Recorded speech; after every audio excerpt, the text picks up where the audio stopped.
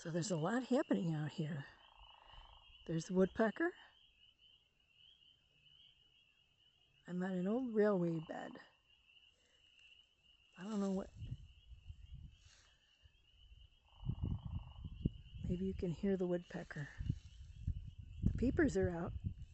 I'm not sure how much of the audio on this little camera works really well, but the woodpecker's busy.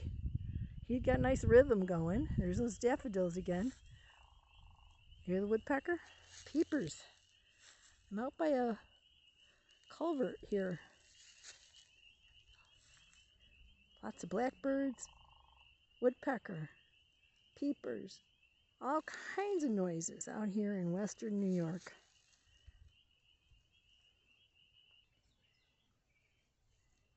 Here's some more daffodils growing in another culvert here. These are precious, precious, precious little daffodils. Oh, they're just tipping their heads right toward the sun. Lots of birdies out here. I hope you can hear them. Yes, this is western New York in the spring and is all its finest.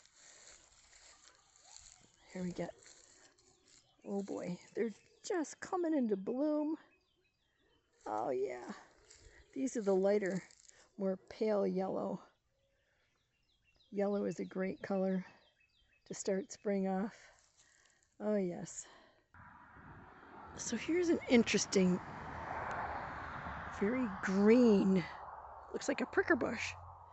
And it's just coming into its growth phase, it looks like. And this is out alongside of the road again, still looking for those spring flowers. Yeah, so I thought that was an interesting little sidebar. You never know what you're going to find when you come out and do a little Sunday drive in the country on a Sunday afternoon. You can see these daffodils are all going to be coming up. You can see the little unopened flowers here alongside another shrub. And lastly, like I said, you never know what you're going to find out here in the country when you take a little country drive.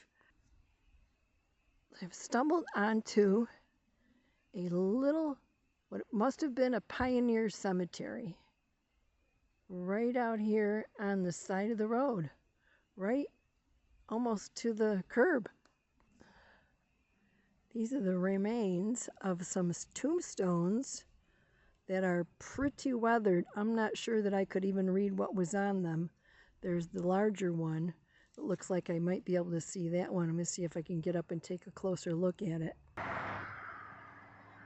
Yeah, this land was settled in the early 1850s, and I'm imagining that this is the remains of an early cemetery. Now, another interesting thing, I just stumbled onto these. These are deer track crossing the road. I'll get up a little closer and see if you can see that. You can see the little hoof marks. Here's another cluster. They must have been hanging out here together waiting to cross the road.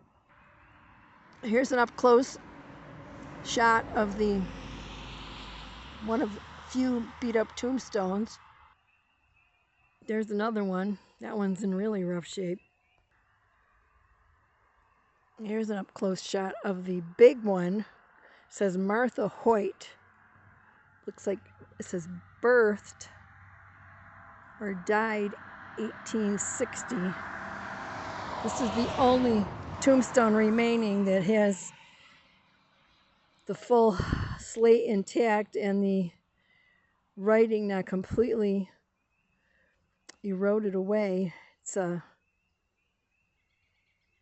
probably about 4.5 feet by 2 feet wide. Actually, when I get a closer look at it, it looks more like it says June 18th, 1800, aged. Actually, I can see the writing better with the camera. That's interesting. Anyway, it's a tribute to Martha Hoyt, undoubtedly one of the early settlers of Hamlin, New York, out here. And may she rest in peace. Here's the remaining tombstones, what's left of them. They're not much here to talk about, but you know, it is what it is. There it is. A little cemetery on the side of the road in Hamlin, New York.